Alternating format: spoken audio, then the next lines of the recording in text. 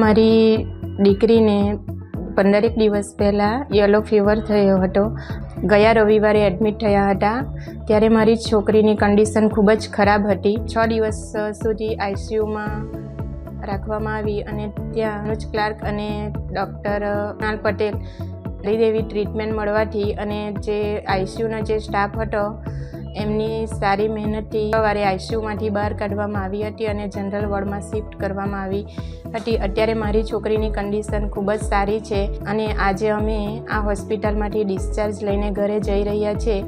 ત્યારે ખરેખર ખૂબ જ ખુશી થાય છે, કેમ કે મારી છોકરીની કન્ડિશન ખૂબ જ ખરાબ થઈ ગયેલી હતી. હોસ્પિટલના ડૉક્ટરો અને હોસ્પિટલનો જે તમામ સ્ટાફ છે એમનો જેટલો આભાર માનું એટલો ઓછો છે.